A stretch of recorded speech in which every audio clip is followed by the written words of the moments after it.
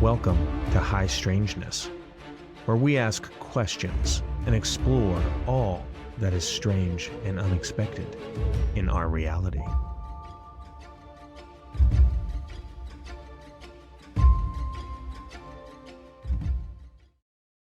Welcome to High Strangeness. I'm Tony, and this is a place where we talk about all things strange and unexpected in our reality. But today we're going to talk about something that is really more unexpected. And I have the privilege of having an Olympic athlete with me here today who's going to share some of his experiences, what he's gone through, what he's doing now, and what he hopes to do in the future. And so with that, it's my pleasure today to have the former Team USA bobsledder, William Persson, on the show with us today. Will, how you doing, my friend? How's it going? Man, I'm doing good. Today's a good day. I love that. I love to hear that. Yeah. Good days, you want as many of those as you can get, right? You know what? I tell you what. It took me from, I left the sport in 2007. 2012, when all my symptoms kicked in, from there until 2022, every day was almost a bad day. So, man, anytime I get even an okay day, to me, it's a good day. It's a good day, yeah. That's a good day. I see right over your shoulder there the helmet that you had. Is that the one you used during your competing? Yeah. This one here I used during my World Cup season for 2002 year. I got a few special helmets that I saved. Usually if I crash, I retire that helmet. And so I have one from my World Championships race. I have one from the Tuskegee Airmen were at the Science Center one time. I went to meet them. They were so honored to meet me. I just wanted to get my helmet signed by these guys. They messed around, gave me the microphone, man, and I had to talk. I was like, well, what just happened, man? You guys are the heroes. Right. But yeah, so I got a few helmets that I saved, and they're back in my house on the mantle. I saved there, and I keep that one with me. Yeah. Perfect. Yeah. I love seeing it there. I love seeing it.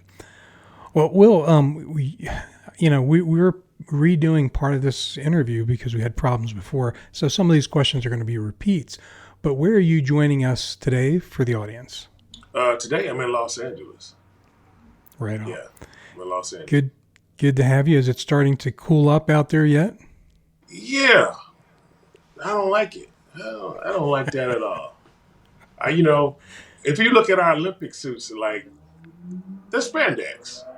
They're literally spandex. You can see through them. If I hold them up in the light, you can see through them.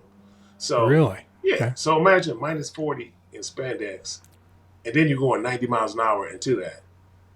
It's equivalent to liquid nitrogen. So sometimes I'm the brakeman. So when I pull the brakes at the end, when I get done pulling them brakes, my hands are stuck like this for about 5 minutes till I can get back in the house or a shed to get some heat on them. And as they're warming up, it feels like somebody's just hitting you on the head with a hammer. It's so painful to warm up. But yeah. I bet, man. You're probably running on complete adrenaline just to keep from freezing on the early part of that race. Yeah. Well, I'm excited to get into this conversation today, and really for the fun of the topic. But at the same time, the topic isn't fun or funny, right? So we're talking bobsledding, fun sport, but then we're talking about the dark side of that, which is not so much fun, not so cool. And I don't think a lot of people even know a lot about this. They know about some of these problems in other sports, but we're going to learn about that today, so I'm excited. But before we get into that, I do want to take a few minutes, if it's all right with you, to actually talk a little bit about your introduction into sports as a young man, what got you into athletics altogether, and then what brought you into this Olympic sport. Well, my first taste of sports, man, it's a crazy story, really. My dad, one day he told me to get in the truck, and we got to go somewhere, and bring your running shoes. So I did. Next thing I know, we're at this track meet at Florissant Valley Community College in St. Louis. And next thing you know, I'm at the starting line with all these other kids, and the age division was 8 and under. So I'm 6 at the time. So I'm the smallest guy over there. And I remember the guy was like, "Runners, take your mark. Get set." He shot the gun. I'm still looking around. I'm looking around. Everybody's running except me. And I'm like, oh, I know what this is. So then I start running late. I catch everybody except for one guy. So my dad was like, this is going to be my Olympic champion right here. And so my dad had pre-planned what I was going to do. And but the truth is, fast forward about a couple months. Now it's wintertime in St. Louis. Some snow on the ground. It's cold outside. My dad told me to put my boots on and go for a jog. I was like, what? Go for a jog? So he had totally taken all the fun out of my sport, man. I don't want to do this anymore. Like, and then like when I did have to go to practice, it was me and my brother had an older brother, he's 3 years older than me. We had to walk probably like, 7-8 miles to get to practice. And we practiced and we had to walk back. We were tired of walking. And we was like, you know what? We quit. We quit. So fast forward, when I turned 11, I had this desire to run track so bad. I found a track team. I found one close to home. I would literally walk to practice or jog or ride my bike or whatever, practice with the team, walk back home. It's usually dark by the time I'm on my way back home, you know? And so it was like, I didn't care what I had to do. And so even once I went through my pro years of running, like I trained in Phoenix sometimes. It's 120 degrees on the track. No, 120 degrees outside, so it's probably 140 on the track.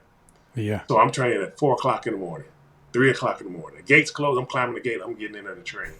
You know, I'm beating the security there. So, but like when when you have that passion, oh man, nothing can stop you. I wish I could bottle that, you know. Yeah, you could sell that. You would make a lot of money. Yeah, but I'd be using it all on myself because, man, I haven't had that type of desire and strength in a long time. So, yeah. Yeah. Sports gave it to me, exciting. but it took it away. Yeah. Yeah. Yeah. And, you know, yeah, we're gonna get into all that, but it's exciting to just hear that account from you as you're reintroducing yourself to sport at 11 years old again, right? And just the whole drive and love behind it. So you ran track and you did that for a number of years. What was the transition point between track and the Olympic bobsledding? Well, I was kind of doing both of them at the same time at one point. Well, actually, I'm not sure if we talked about this last time. I started doing, did Jerry Maguire, Any Given Sunday. I was doing football movies for a while. So then Hollywood would put the uniform on me. Here I am playing across from Cuba, making him look like a football player, making him look good, you know, making all the other people look like they're these great athletes. But they just put a uniform. I was a Chicago Bear, I was a Philadelphia Eagle. All right. Yeah, matter of fact, my buddy Kevin Knox Sr. had just got picked up by him. I gave him my Jerry Maguire Philadelphia Eagles shirt that they gave me. And I gave it to him for inspiration for when he went to camp. And I gave him all his workouts and stuff too. But his son now plays, he was with Golden State last year, I believe. He was the first round pick. Kevin Knox Sr., Jr. Nice. Yeah. So that was just, man. Yeah, it's just been a journey. It's been a journey. Yeah. And so I know you were here in Utah for a bit. That's where I'm at. Yeah. And I know there's an amazing facility up here that people do bobsledding. Yeah. So were you here when you were introduced to bobsledding? I know somebody approached you about it. So how did that occur? Well, at the time I was training at BYU.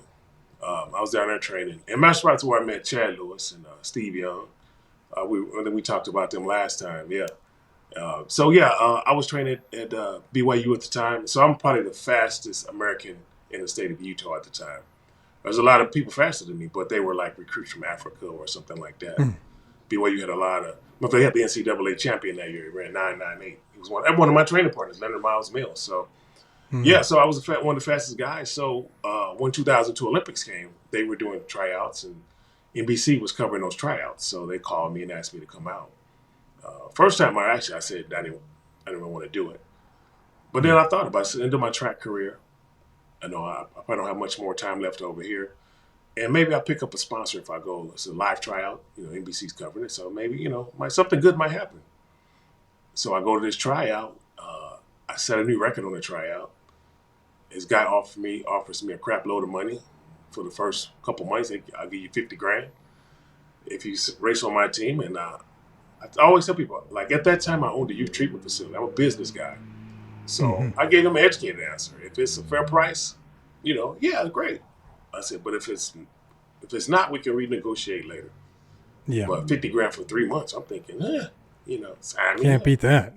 Yeah. Matter of fact, that first trip I took down the track, it was so awful, like scary. You take a roller coaster and you multiply that by the next scariest roller coaster, then multiply that by the next scariest roller coaster. And that's about a bobsled right there.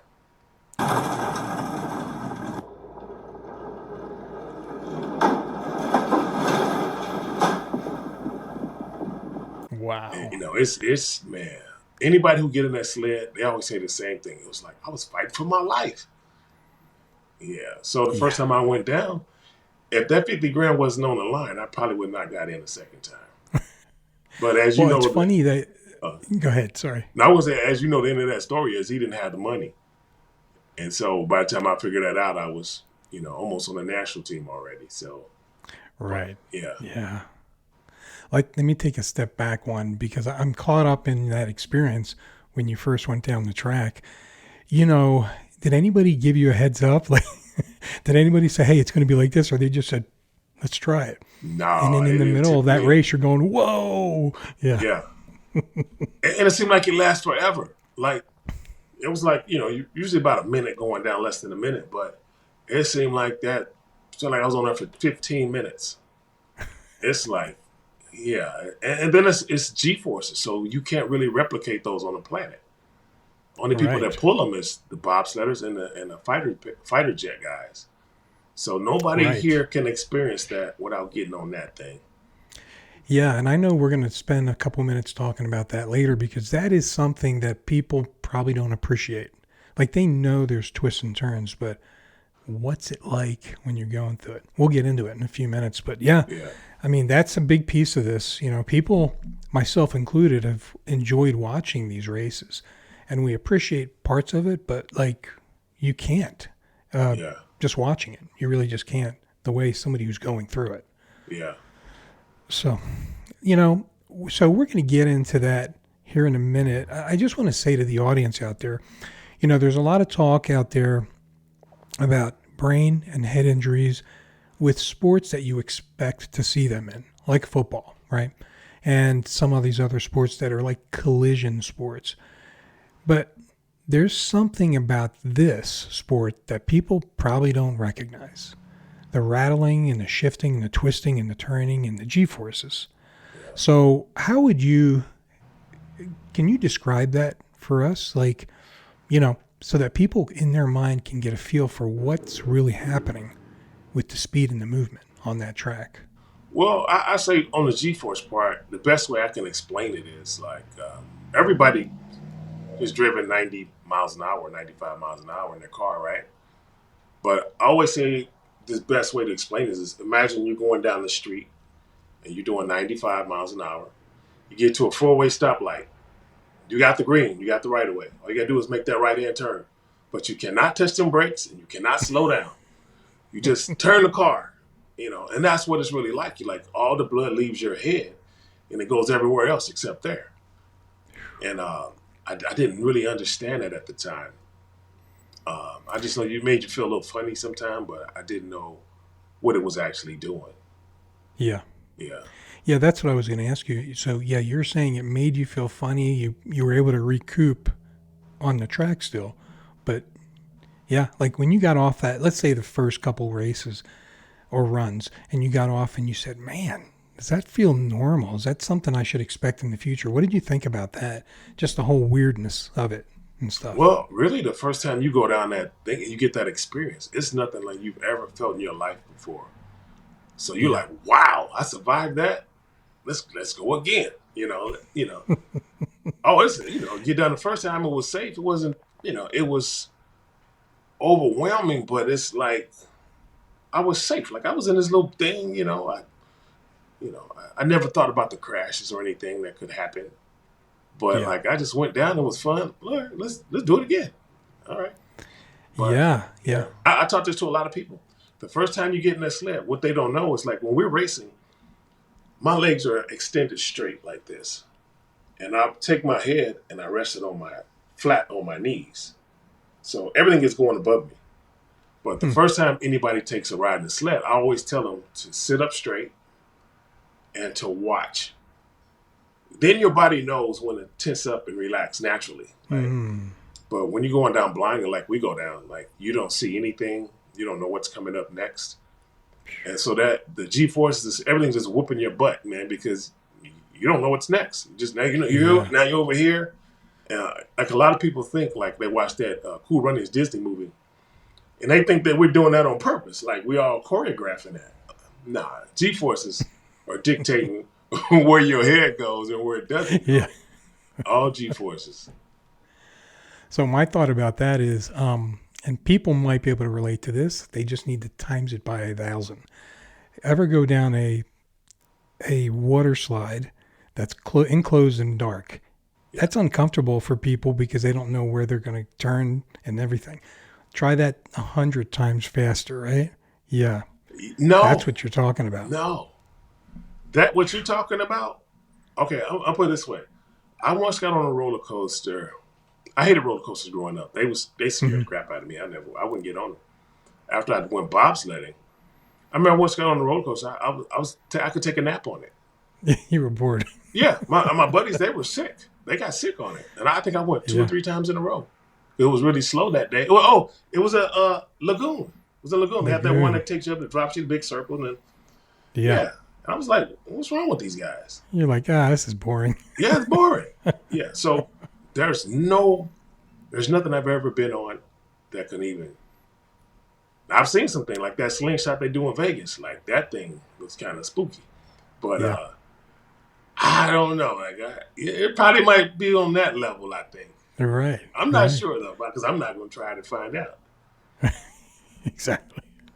Well, we kind of hinted at this earlier, but talk about your thoughts on the comparison between what you experience or what the bobsledder experiences and a jet fighter, because there's some serious comparables there. Yeah. Tell us a little bit about that. Well, at one time we had, we do what we call forerunners, or we do VIP rides. We'll take special people down the track. And one day we took the fighter pilots. Now, supposedly then they told us we were pulling 5 Gs. That's what they still say. Fighter pilots, I think, pulling, I don't know what the real number is. I think I've seen different numbers, but it was like 15 Gs or something like that is maximum, I believe. And so we took them down the track. And on that particular day, I took 6 rides that day because we did those VIP rides. And I went down that track and we got out of the sled and the fighter pilots were a little bit rattled. And I'm thinking, like, how could they be rattled? Like, you guys are the best in the world at what you do. I've seen them in those centrifuge things and but they're all shook up. And I guess around December of last year, an article came out written by New York Times, and fighter pilots have the exact same symptoms as us: the suicides, Parkinson's, dementia, depression, the whole gamut. Yeah. Yeah. And so then I went back in that article, I found out we pull there in the article, it says we actually pull 80, there's spikes of 84.5 Gs is what I was told. So we weren't pulling 5 like they told us, it's 84.5. Yeah. They were off just a little bit. Just a little bit. But I believe that's why everybody's sick. Everybody's got these symptoms, and that's why. Yeah. So, Will, I want to get into CTE in a second here. But first, let's back up a quick second, just for the benefit of the people. When we talk about these bobsledding races, what is the configuration of the teams on the sled? Is it a 2-man, 4-man? Can you talk about that for a minute? Yeah, I've raced 2-man and 4-man. I'm usually the guy all the way on the back, either the 2-man or the 4-man. So, right. Yeah, so the 4-man, of course, they got 4 people, and we all got to kind of synchronize to get in that sled. So it's a little bit more challenging. When we had a 2-man, that's a piece of cake. You just run and jump in. So now, is it the same track? Yeah, same track. Okay, same track. Only thing different, sled is different. That's it. Yeah. Does one move faster than the other, or is it kind of just One's I more think overall, I coordination? think the 4-mans get a little bit faster. We got more weight Okay. on that sled, and we're cooking, boy. As a matter of fact, when you Yeah. pull a 2-man, I'm the brakeman, so when I pull the brakes on a 2-man, I can sometimes pull that with one hand. Like I can just Yeah. that 4-man. I'm digging in. I'm holding back. I'm standing up on the back of the seat. I'm pulling. Yeah. So that 4-man is really rocking. Yeah. That's crazy. Yeah, I've seen races, but I never really recorded in my mind the 4-man or if there was other configurations. So thanks for helping us understand that a little bit. Yeah. Now, CTE, right? People, it's a story now in a lot of sports. Yeah. And I don't know that before our discussion here that I heard too much about it in the sledding. Yeah. But you're here to tell us and to tell everyone boldly that there is something big going on here that people don't know about. So can you talk about CTE for a minute for people that are not familiar with what that is? Well, CTE, you see it a lot more often than you know about. For example, when it first came out, it was the NFL players. They found out those guys were committing suicide because of that. And then eventually you start seeing where they were like committing murders. Like Hernandez, they said he had one of the worst brains. And I'll tell you what, my teammate Pablo, who passed, they said his brain was worse than any football player they've ever seen. Wow. Like they said, bobsled is the only sport you can get CTE in a season. That's what I was told. So I don't really know the truth. I'm kind of repeating what I've heard. But but CTE is oh man, it's so brutal, man. When you're living with those symptoms, man, they take over. They really take over. And I got to that point where, man, death would be easier and better than what you're dealing with. Yeah. Somebody gets let's just go back to football for a minute. Somebody gets hit. There's a protocol. You can see that one hit and everybody makes a big deal about it. But, you mentioned even earlier that on one day you did 6 races. Yeah. So that's 6 times where your head and your brain is just bouncing back and forth every time you make a turn and a twist. And, that's like every time you're out there. Yeah. So that's like 20 times the I don't know what's the word I'm looking for. It's just like the occurrences of it are just 20 times more than just another sport. Really? Yeah, and then also what I learned with the like every time I went down that track, let's say if we had a smooth ride, I was still probably getting a micro concussion. Yeah. Which I had no idea that was a thing. Like you're concussed or you're not. So I assumed. But even with the concussions, like I remember racing World Cup one time, I had 2 really awful ones. Like my first one was in St. Moritz, Switzerland. We crashed. It was right before the Salt Lake Games, about 2 or 3 weeks before. And like the guy who was breaking for us that day, I'm usually the guy all the way in the back, but on this day I wasn't. And he was knocked unconscious. And I had really nasty vertigo. And like I said, after that happened, they sent us back to the hotel and told us to make sure to watch each other, make sure they don't go to sleep right away. And I always say this, like I hadn't even thought about this until recently. I'm just really now learning and connecting dots. I was like, was I supposed to watch him? Like I can't even sit up in the bed. And he was unconscious, so I know he can't watch me. So he was watching you. We was, we didn't have a real shot, man. It was just it was rough. Yeah, it was go back and watch each other was just something to say.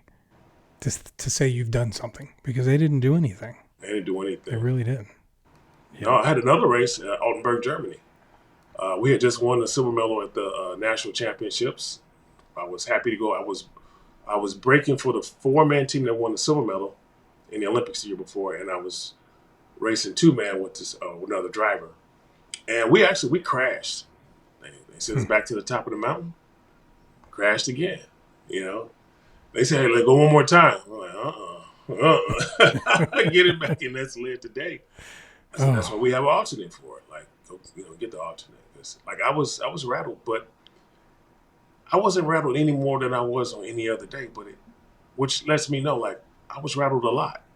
And I Right. just, you on cruise control, you do what you do, or you're an athlete, you got that, they have that thing where, it's kind of a bully mentality. If you don't go back in the game, if you don't get back on that sled, you know, they're just going to bring the next person up. It's 1,000 people wait to take my job, and so, Right. but I always went just because I didn't know I was injured. Like, I just went because, I'm a bobsledder. This is what I do, That's right. I just Yeah. didn't know I was hurt, like, except for a couple times, Yeah. Yeah. Yeah. Yeah. I don't think thank goodness more recently, there's more talk about this because our bodies are just not meant for some of this stuff. And Yeah. we're just learning about that, right? It's crazy to me. Yeah. I'm curious, Will, when did you start to feel like something was off for you? Was it Well, while you were still racing or did at some point after? Well, the red flag showed up when I was still racing. Um, the first couple, actually, it was three that I can remember. Like one when I left the sport, like as I was leaving the sport, I was like, my last race I was 36. I turned 37 that summer, and I moved to LA. And so people always ask me, "How old are you?" I automatically says 28. And then I start walking away and I'm doing the math. I'm like, wait a minute. I'm not 28, 40. Like, where did I get that number from? But it was just if you ask me, I'm gonna tell you, 28. Also, like I would wake up in the middle of the night and not really know where I was at. Sometime I had this little panic attack, and I jump up, turn the light on, and I could look at the pictures and let me know where I'm at, and if I'm in Europe or from back in the States. And then the last one I always say is a bad one, but it's the truth. So I was hanging out with some of my buddies in Salt Lake downtown. I hadn't seen him in a while, and so we met out. We shooting pool, having a beer or something, and my buddy was like, "Hey, there's your ex-girlfriend over there." And I looked at her. I was like, "She's pretty, but I don't know her." And she ran over and jumped in my arms, and I caught her. And I went, "Oh, I guess I do know her." And it was one of them things like I just kept rationalizing stuff. Like, for example, on that situation, I was like, "Oh, the lady just left me. I'm an athlete. I got muscles, and I'm gonna be it." But no, I wasn't recognizing familiar faces anymore, and I didn't know. Like that was one of the first red flags that popped up, and I was still racing at that time. The other one, when the with the room, I didn't know where I was at. Like the truth was, like I rationalized that one too. I was like, I travel so much, every 7 days a new country. What a great life. So I rationalized why I was not understanding where I was at sometime. And I just kind of let things keep going. So those were the first red flags. Yeah. And Will, at that point, did you say you were closer to 40 in age around that time? Well, I was 37 when I left the sport. 36, really. Okay. But I turned 37 that summer.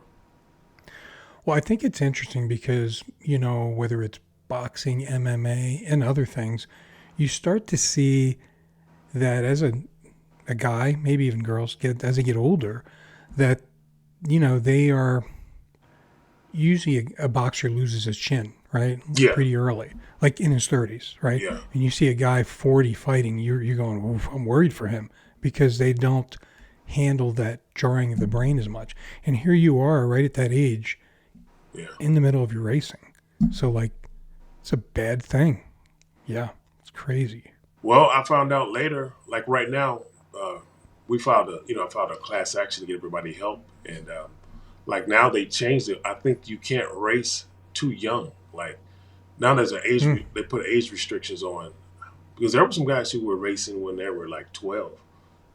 And I don't want to sit there and say what the symptoms are, but there's some really bad symptoms on those guys. And and so like they had no idea where it really came from. They said, "Oh, I have such and such." But now that I understand what they said, it's like, no, that's not what you have, buddy. Right. Yeah, I know what that is now. So Will, I remember some information about you getting some inspiration from Joe Namath's story about this whole CTE thing and some treatment for it. Can you talk to us about that for a few minutes? Yeah, the thing with the CTE and the hyperbaric is like I was seeing doctors for many years, and I thought I had become diabetic. No, it didn't make sense because I was always a real finicky eater and a real just picky eater. That's what I was. Even if I wasn't an athlete, I probably would have been still eating that way. So I was always really health conscious with the body. And when my symptoms kicked in, they were so bad. Like I don't really know how I really survived it. Like it was a lot of things that happened perfectly for me to survive this the way I did. Like I said, I lost a minimum of 4 teammates to suicide already, and numerous more attempted, which I found out later.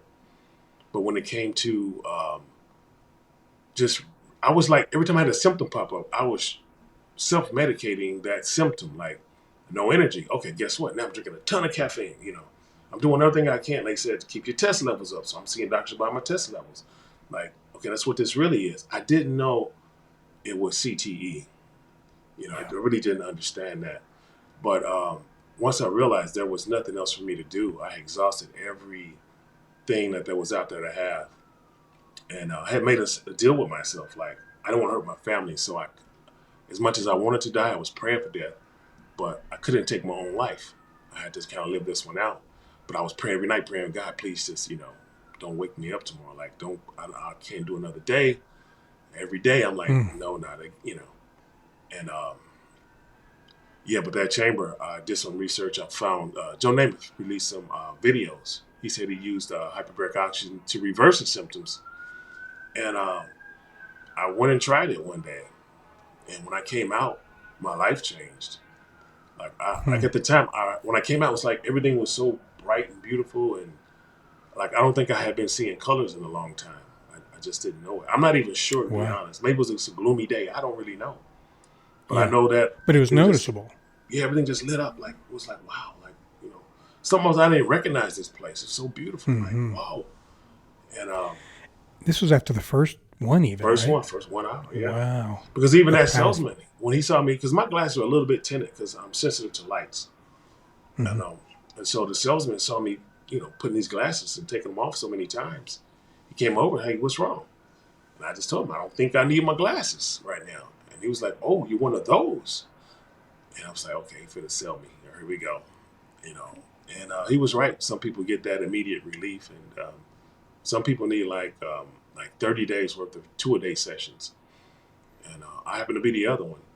So I went home and I don't know, you want the PG version or you want the... You tell it. You know your crowd better than I do, so Yeah, you go ahead and go with it, man. Okay. Go ahead. Okay, I'll tell you, I haven't said this too many times out loud, but when I got home that night, it was around 7 o'clock. I fell asleep on the couch, right? And I don't know, I woke up I think it was about midnight or something, with a migraine. So I'm automatically thinking, I did hyperbaric oxygen for the first time. My migraines are back. I messed up. This thing is going to destroy me. I was like, what have I done? It's going to get worse. The migraines pop up on me in vertigo all the time. I just never know when they're coming. They just show up.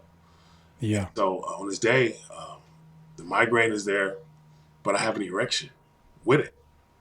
Those two don't go together. No, they don't. Nobody says, I got migraine, let's go make love. Right. So I'm thinking something is happening in there. I don't know what it is, but something is happening. So I went and climbed into bed. It was midnight. I woke up in the morning, 8 o'clock in the morning, had to go do some stuff. And that migraine I can still feel a little bit of slight headache. It's not bad. But that migraine is gone, but that erection is still there. And I'm thinking like, crazy. Whoa, yeah. And throughout that day, my cloudiness it lifted. I had 6 days with no cloudiness after like 10 years of that stuff. Wow. I didn't know what to do with myself, Yeah. I was going to say, so that first night, it just was like just resetting everything inside your brain, kind of. And you're just like, whoa, I've got a headache. It's weird. What's going on? But it just got much better, huh? Yeah. That's incredible. 6 whole days, no cloudiness.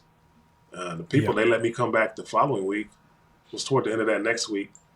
Went through it again. And this time I had 9 days of clarity.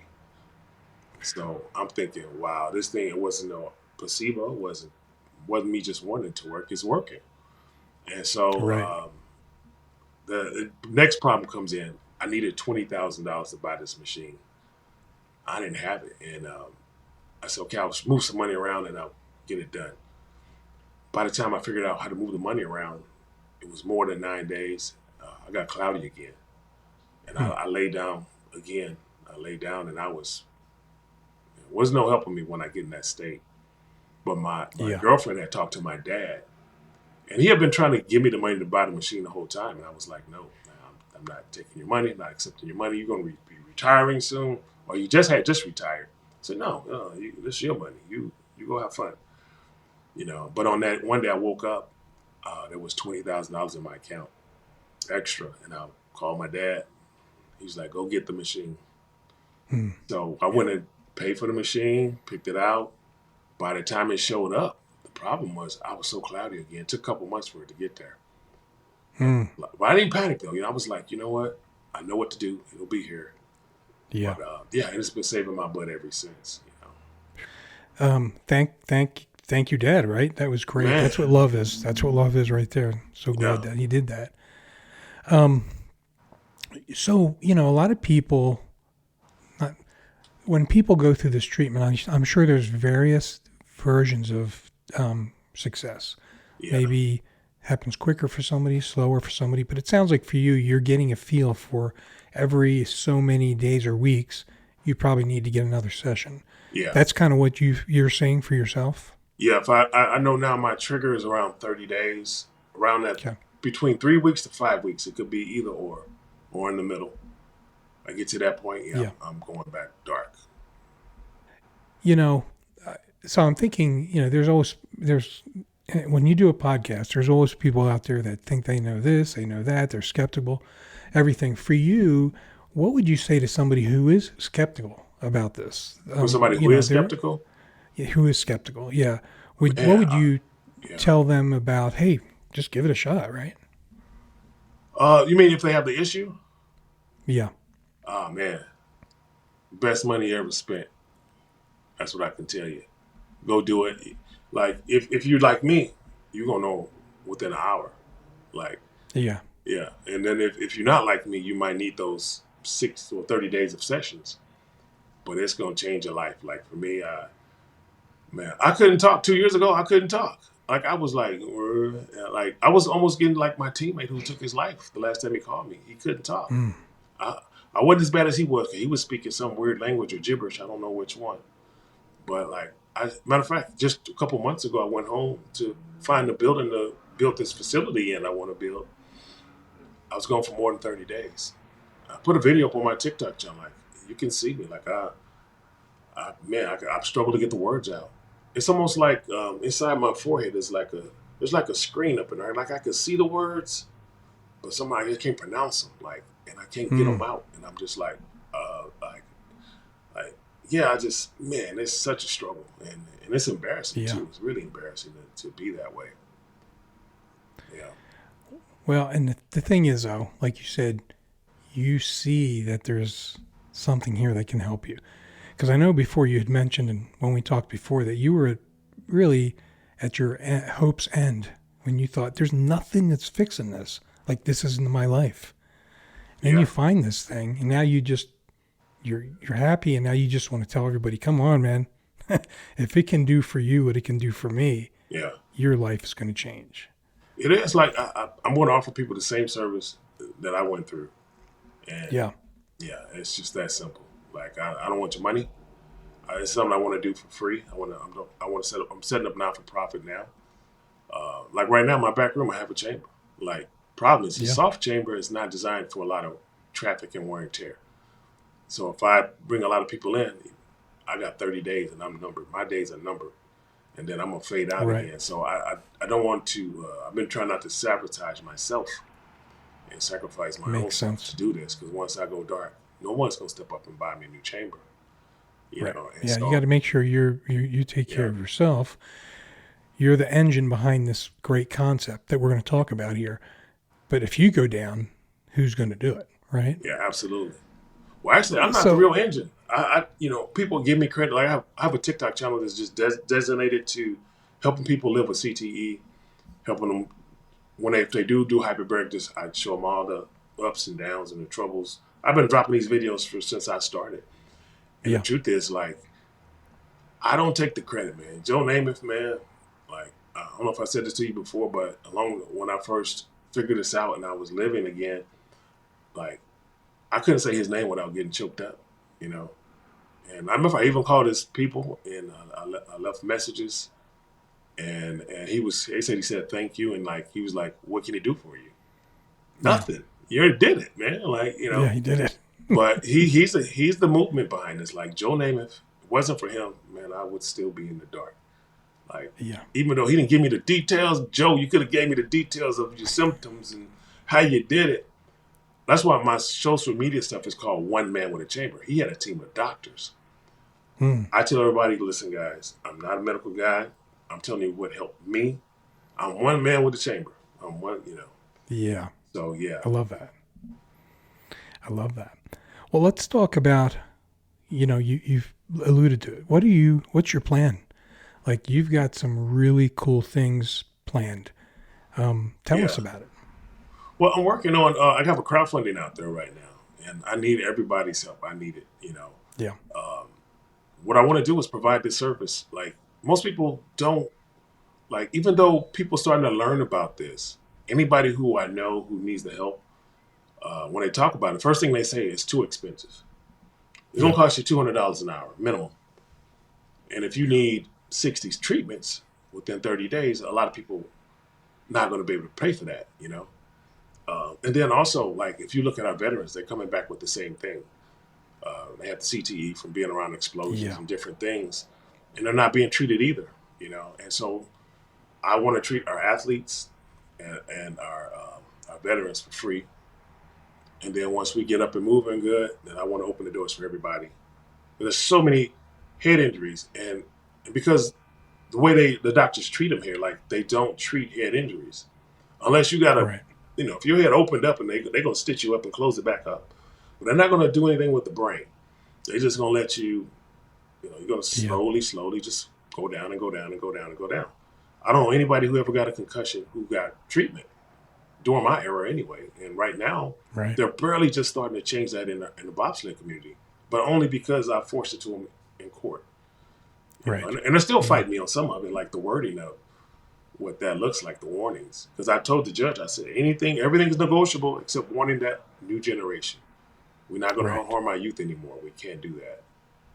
Yeah, because they're not even thinking about that. They're just thinking about the fun of the sport, and they're victims, really. Yeah, and like everybody asks me, these are strangers. Like, it's like, but didn't you wear a helmet? I was like, yeah, that's what I thought too. But, you know, man, that helmet, first of all, those are motorcycle helmets. They're not designed to do what we need them to do. There's a motorcycle. It's no different than you can go in any store and buy one off the shelf. You know, I was even better with my helmets. I had like a $1,200 helmet. Well, most people had like a $200 helmet or $50 helmet. Like, no, I put the best on my head. Yeah. But it didn't help me at all, man. I got the same thing everybody else has. Yeah. Yeah. Yeah, because you can't really. It's the momentum. The momentum. It's you not know, the impact. there's so many pieces. Yeah. It's like, it's brutal, man. It's just. Yeah. I wonder sometimes, how did I get here? Like, what? Yeah. Well, I want to talk about your GoFundMe in just a few minutes. You're looking at a facility in the Midwest. Yeah, to open up something there. Yeah. Yeah, that's pretty cool. What's your vision for that, facility-wise? Like, what's your vision? People ask me why I picked the Midwest. Well, for what I can purchase a building for this company for, like if I was in California, open that'll be 10 months of rent. What I can buy a building over there for. Matter of fact, my dad just retired. He was a roofer. He has this huge building he's about to sell. It's so big it has 3 addresses on it. You know? And so I want to purchase that one for my dad. And then I want to provide, the hyperbaric oxygen. They have red light therapies and different things you can use now. I want to provide all those things. And so my goal is just to bring that, like, let's say if I had a chamber that supports 4 people, I can run 4 through per hour. If I'm open 8 hours, that's, you know, at least 32 people if we went straight through. But, Right. you know, but I'm just saying, you do the math, 32 times, you know, 300 days a Yes. year. It's a good number. A lot of people. You're Yeah, helping. yeah. A lot of people. Absolutely. Yeah. But I And honestly, I'm and sorry. I was going to say, and in a way that they don't have to fear cost, right? Yeah. Like you were mentioning earlier. Sorry, I cut you Yeah, off. no. But even for me, the cost was like if I had to pay for those first few bills, I would have never had a chance to try it. Like, first of all, like you don't understand the commitment you're gonna have to make until you get in that chamber. Like, is he gonna wake me up the first time? And that's the other. I tell people all the time: if you're gonna buy one, don't buy one. Come see me first. Try my chamber, see how you feel before you make that Yeah. investment. And so I want to do the same thing with my place. Like, you come try it out, make sure it's.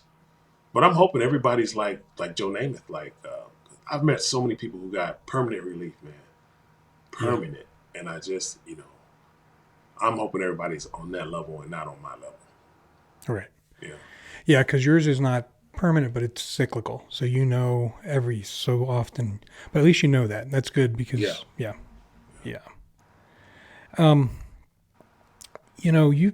You've talked here about the dangers here in bobsledding. What do you think or hope the Olympic Sports Committee does about this problem? I mean, what do you think about that? Yeah, when it comes down to it, like I already know what they're gonna do. They don't want to treat us. That's number one. They're fighting me on warning the new generation. That's number two. So I already know what they're gonna do. So I've made a pivot.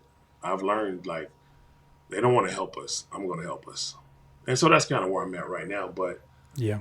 and then also they did an episode of us on HBO Real Sports. I challenge any of your listeners, viewers.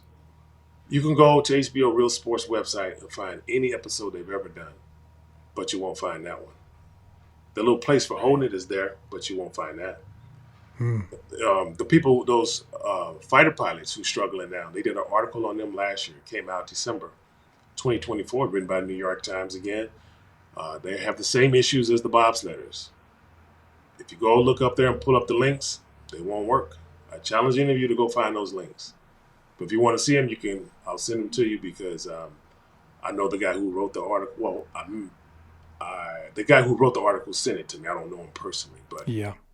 But our pilots, they got the same thing: suicides, Parkinson's, dementia, depression.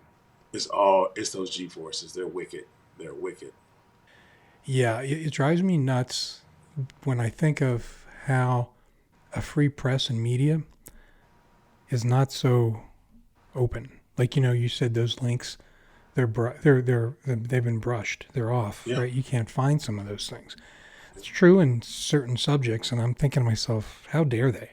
Yeah. Like, the purpose of media is to get information out to people. Yeah. And in this case, it's people that are serving or playing sports, and they just don't want us to know about it. And that's pathetic. Yeah. And now that they understand, like our Olympic team literally came into court. Like, we don't know what Mr. Person's talking about. Like, okay, how many do we have to bury? How many people have to be sick? There's a death trail here. There's really a death trail. And if you follow the death trail, you'll get your answers. But they're trying to matter of fact, Stephen Holcomb, he was my driver in the World Championships. He was from Utah. He took his life at the Olympic Training Center. My last buddy, Pavle, he took his, let's talk about Pavle. Pavle, you know what? I just kind of figured this out. Pavle, he wanted to be a writer.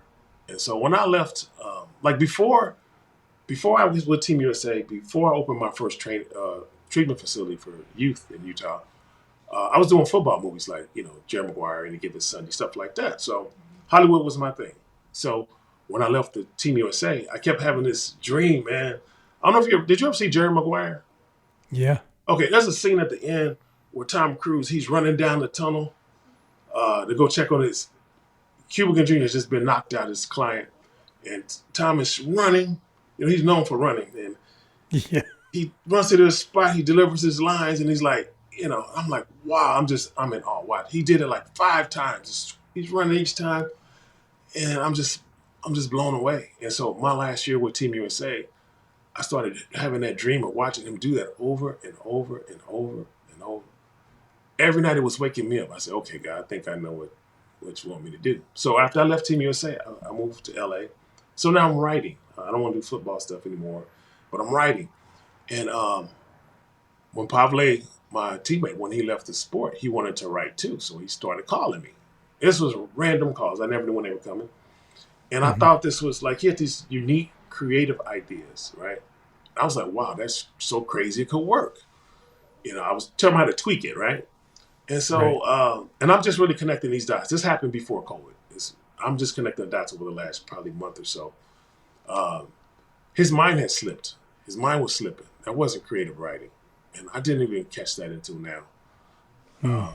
And so the very last time he called me, he was speaking some weird language or gibberish, And then I couldn't understand him, and I just kept asking him, like, what? So he hung up the phone. He hung up on me. And so, like, my background was mental health. Like, I owned a treatment facility for youth. The first place I ever worked was this place in Stockton, California. It was the first mental health facility in America that was west of the Mississippi River. So everybody kind of flocked there to get help, right? So I saw all the, the depressions and the disorders like bipolar and schizophrenic. We had some of the people around who had lobotomies and who were still alive back then walking around. We had some criminally insane. Like, I've seen it all, And so mental health was my thing. I love mental health and helping people. That's just what we do. And so when Pavle called me that day, speaking that weird language, I told myself every day, I got to help him. I got to help him. And I didn't do anything to help him other than just say it to myself every day. And eventually I got the information. I got a call. I'm not sure who it came from, or maybe I saw it on TV. I don't know, because he's probably a 2-time Olympian, I believe. And he went to his family's factory and he hung himself.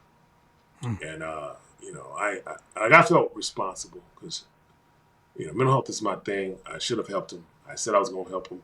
I didn't do a damn thing to help him, excuse my language. And I just felt guilty, and I felt responsible, man. And it just crippled me, man. And then the truth is, like, when they did his autopsy, he was in stage 4 of CTE. I was told it was the worst brain they've ever seen. And then I realized I couldn't have helped him. There was nothing I could have done that could have helped him. Yeah. But also, like, when I called myself helping him, I couldn't help him. I needed help. Like, I was literally living on the floor of my own place at the time. I had taken the bed out of the mattress off the bed in the living room, put the mattress off the bed in the bedroom and put it in my living room. There we go. Yeah. And I was living there because it can get me closer to the bathroom and to the kitchen. I was in the middle, and I was struggling, man. It was just, and I didn't know how bad off I was until I guess when he took his life and we saw what he had. Then I realized I'm not diabetic. The doctors are right. This is what this is. And then that article came out written by the New York Times called Sledhead. And I had already read that thing. I don't know if I had read it then or before. So my timeline's a little bit squirrely. But there's an article that came out. And it diagnosed all my teammates. Well, talk about all their symptoms before they took their life or who's still alive. And I literally got on my knees and thank God all the symptoms missed me. The truth was, I sent it to my girlfriend. She circled stuff, sent it back. And I went, oh, okay. And I checked everything on that box except the Parkinson's, man. And so, that's why I tell everybody, this is a love. Without your loved ones, it's hard to survive this thing. Yeah. Or if you survive it, you probably won't get the help you need. Your loved ones are the only one. We can see it on other people. We go, oh, they messed up. Ooh, yeah. Like, on yourself, you just can't see it. I'm glad you're talking about this part right now because, even, you said you felt like you wish you had stepped in and helped this friend, but it's the same thing all over. People see things, and are they stepping in we should, right? Like when we see something questionable, we should. And I think that's just the nature of people. A lot of times is they go, they got it, or they'll figure it out. But really, especially in a condition like this, it requires some help because Yeah. the person themselves, they don't see it. They don't see it. Yeah. Yeah. You know, we had a court hearing. It was about, not my last court hearing, but the one before. It was the day after the guy went to the NFL office in New York to shoot the office up. Yeah. He left a note saying he had CTE. And everybody was like, you don't know if he got CTE. He probably don't even have it. You know, everybody was, on media was like, no. So it came out last week, he had it. That's the thing about this thing. Once you understand what you're dealing with and the symptoms you have, it can only be one thing. Like, once you really understand where you come from, you've been banging your head, this is what it is. Like, Matter of fact, I made a video that day. It's on my social media, and I can't make this up. You guys can go in and check and call me a liar if you choose to. But on the thing, I told people, I said that NFL guys, the football guys, we see what they're doing. They're harming themselves, harming their family. And, I said, that's not the population I'm afraid of. It's our warriors who are coming back from the military, our veterans, and they're the best killers in the world. And if they have CTE, if they're coming back with that. See, what people don't understand is, like, at my lowest, when the things got so bad, like, I was stuck on the loop. Like, every day I woke up, after I drank my little caffeine that was on the nightstand or on the floor, I had a daily planner. It was a little blue book. I open it up, figure out what day it is, because I can't tell a Sunday from a Friday. Every day is the same. So every day I look in that book, and once I figure out the day, then I had to figure out what month. I thought we was either in January or August. Same 2 days. Same 2 months all the time. I don't know why those 2 months, but you stuck in a loop. So my brain was telling me every day, you can't live like this. It's time to go. Take your life in this. Be done with it. So it's like suicide. Yeah, it's stuck. You can't, like, you don't get past it. It's just, and then if it was a good day outside or if something beautiful happened, your brain tells you it's a good day to die. So take mine, which was pointing at myself to end my life. Now take that same energy if you're a natural killer from the military, and you because you go on cruise control, you do what's familiar to you. So they're used to killing. Okay, who's the enemy now? Kill. So on that video, I told people we've got a wave. Those are the words I used in the video. You can go back and check it. There's a wave of military mass shootings coming. We got to get ahead of this thing, and we got to treat those guys too. They're not the enemy. They're our buddies. There's our patriots. We know who they are. We've got to treat all of them coming back. Yeah. And the very next week, the guy went into Idaho, military guy, veteran, shot up the bar. He hid in the woods for a week. They finally found him. The next week, a guy went on to one of the military bases, shot up some of his people he worked with. And then last Sunday, they shot up a Mormon church in Minnesota. It was a veteran who did that. He shot up one part and burned the other one. Yeah. So after the shooting was stopped, it was still, I think, 5 people still missing because he burned that building. I haven't checked the results because I don't think I wanted to know anymore. But I think he burned up people in that building too. Yeah. But these are things that, like, those guys were fighting for our country at one point. They didn't do this because they just came back now. Nobody joins the military for those peanuts and say, I'm going to come back and kill Americans now.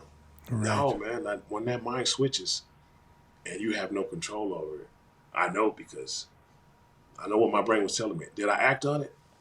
No. Only one of the reasons I didn't act on it is I had this thing. Like, I taught hundreds of people. Like, when I opened my facility, my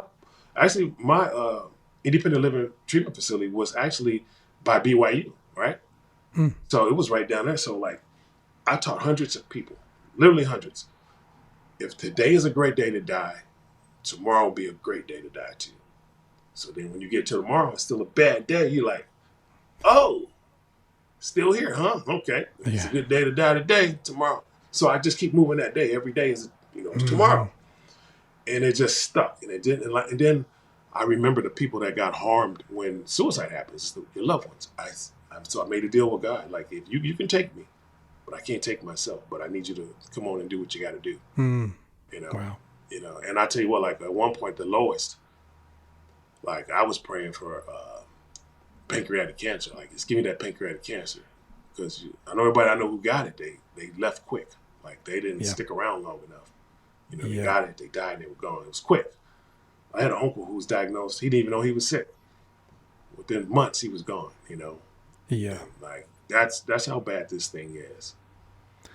Well, and, you know, with you, the way you've described this portion of it, I think, because a person can't get away from the voice in their head. Yeah. Like, you just can't.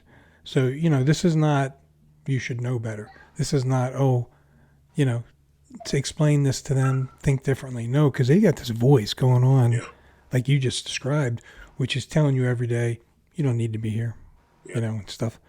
That's scary. And I'm glad you're sharing that, because people need to know that there's another voice in the head of some of these people, and it's scary. They need help. And it's your own voice. It's your own voice. It's your new best friend. Because by that time, most of us, we become a recluse because your symptoms getting bad. You're not around your friends anymore. You're not social. A lot of people, they stop doing hygiene and things like that, you know. And then once you go down that rabbit hole and you're at that point, you're at the beginning of the end, you know. Yeah.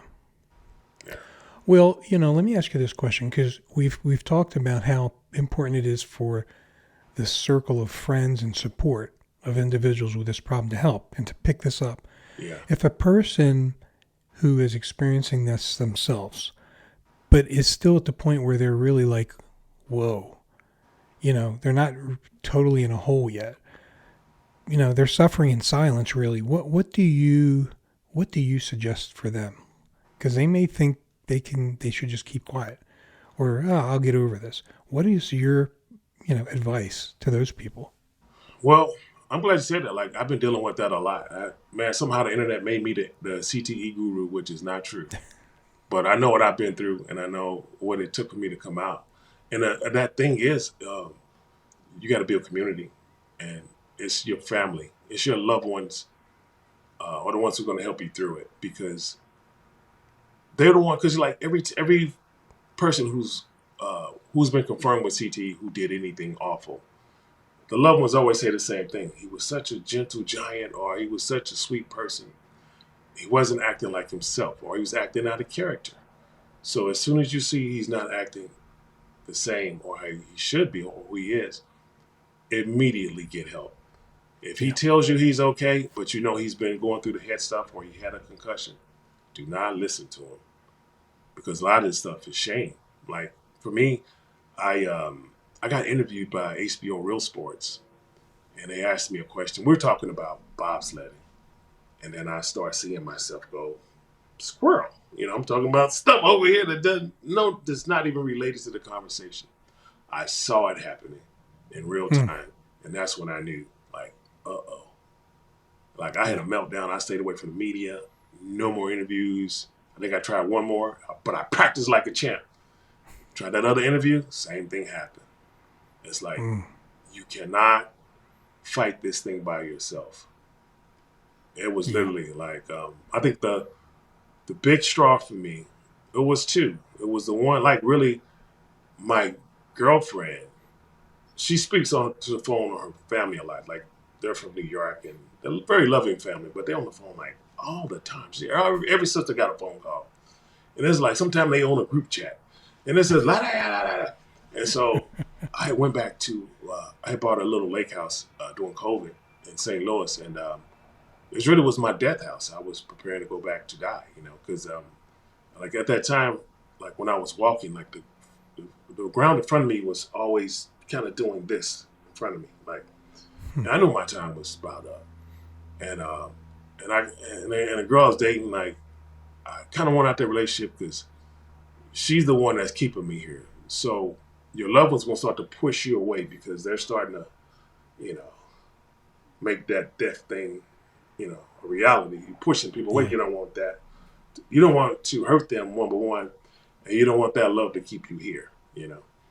And so I was doing the same. And so with all that noise, I went to the lake house and I got there. I found that article with Sledhead. Someone sent it to me. And that's when I read it. And I was like, oh, miss me. Sent it to my girlfriend. She circled some stuff. And what she circled was noise sensitivity. It's the whole reason I had left the house and went to my place in St. Louis in the first place. And so it's kind of like, it's one of them things, like your loved ones, like you, they really got to be paying attention. Like, and for me, that was the first thing that saved me. That was one of the, now this thing kind of had a name. So I combined that with Pablo's, his autopsy report came out a little bit after that. So I'm about to say it was like really close. But that article was first, then Pablo's, and I was like, oh, now it has a name. Yes. But I had went to St. Louis to help my, put some cabinets in my sister's house. It was during COVID. I said, I'm not working. Nobody's working. Go do that.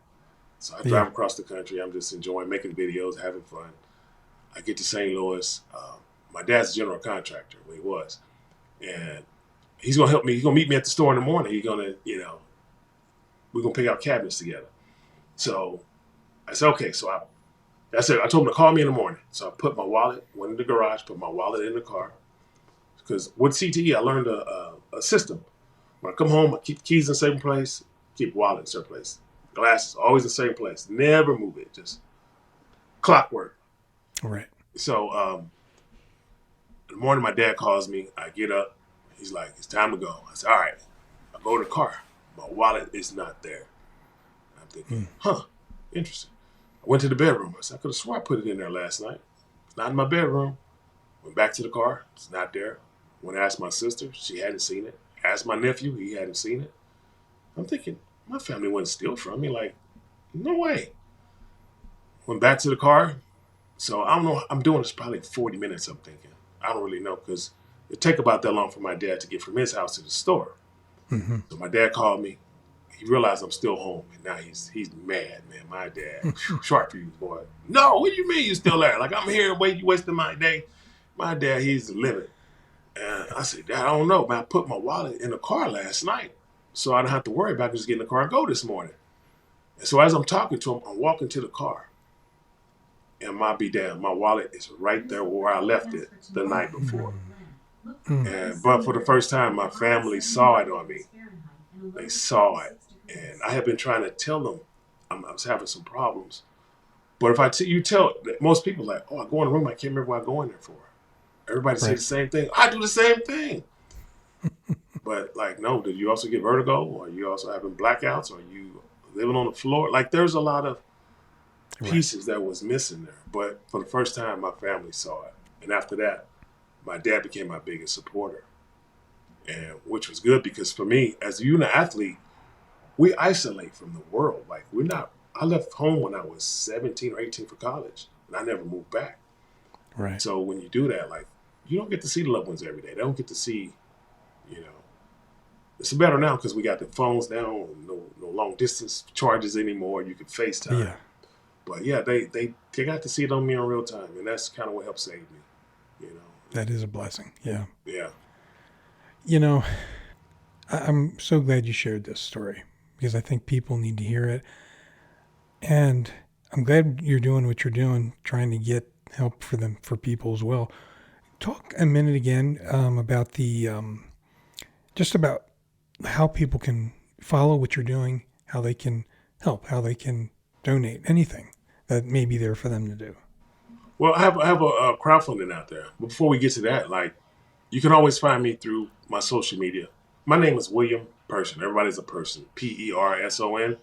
That's number one. And then number two, my social media is all the same. One Man with a Chamber. And so you can always find me through that one. Or, that's the main way. And then also my crowdfunding is One Man with a Chamber.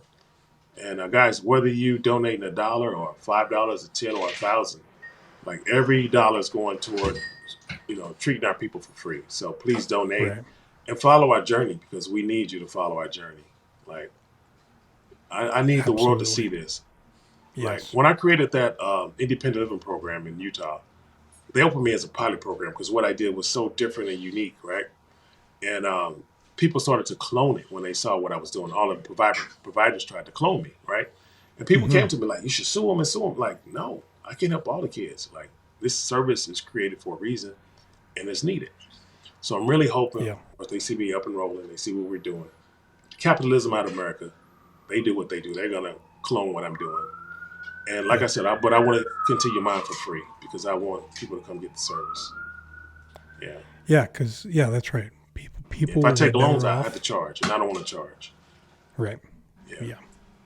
Okay, I'm going to try. I think I have links and stuff from Jennifer. I'll try to make sure we put that in the show notes. So everybody out there, look on the show notes for some of these links. And even though William just described how you can find it, I'll try to have it there for you as well. And yeah, look, this is an important topic. I'm so glad we talked about it. I'm glad you're doing what you're doing. And everybody should, if you ever thought, hey, I want to help, I want to step in and help something somewhere, this is a great opportunity to do that. And so I encourage people to really consider this. I mean, Yeah, guys. Also, you know, I mentioned I was in dementia, guys. I was lost in my own community. I was stuck on the floor. I couldn't read for a while. I was struggling with, well, I could read, but I struggled with reading, writing, comprehension, and math. It all went out the window when this stuff kicked in. So think about your loved ones, your parents and your grandparents. Like, if this thing woke me up, like, and there's studies that say it also helps people with Alzheimer's and stuff. So I'm not yeah, here to sell you hyperbaric chamber. I don't have any deals with any companies. I'm not sponsored by any companies. But not only did I come out of where I came out of dementia. You know, right. and the studies out there say that it's for that too. So, yeah. Will reminds me as we wrap up here the story. So there's a TV show called The Doc, Oh yeah, yeah, and it's about a doctor who has an accident, yeah. loses her memory for 8 years, and I'm so glad to see that she is trying to employ the hyperbaric chamber to help her as No, well. Yeah, so it's kind of cool. So it's funny because when we were going to talk, and then I was watching that, and my wife said, "Hey, that's the same thing right there," and we yeah, had a discussion about it. So I'm glad that that's on a show that's on the air because yeah, that's important. That's important. yeah. I just went to see that movie Him about football players and mental health and dementia Mm-hmm. and all that stuff. Uh, Same thing. They had this room. It was called the brain healing room or something they called it. And when they put the guy in there after he got beat up so bad, it was a hyperbaric chamber.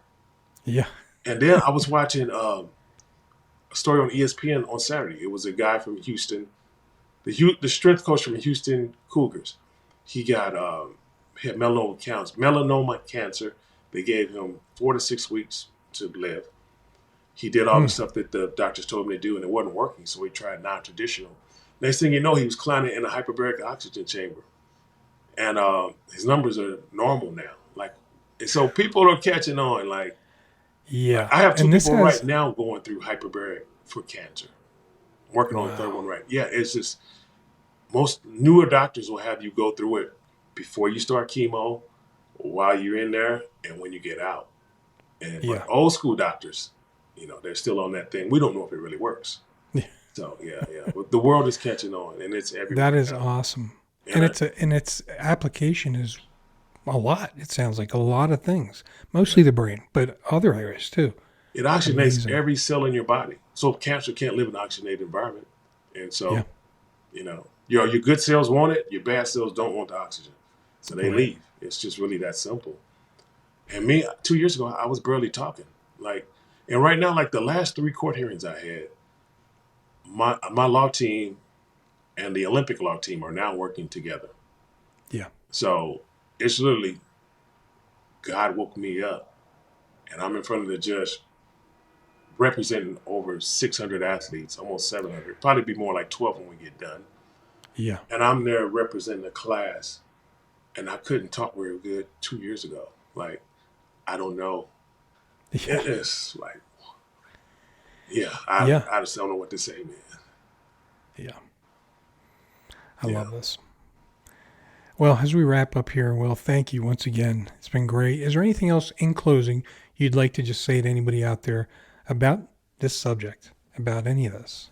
Guys, if you know you had a head injury at some point in time in your life, and and weird things are happening, doctors can't figure it out, it's probably a head injury. Remember, it's the only injury you will ever get that the doctors told us don't do anything, go sit down somewhere, and they don't treat it, and so it's left a lot of people in a lot of bad predicaments.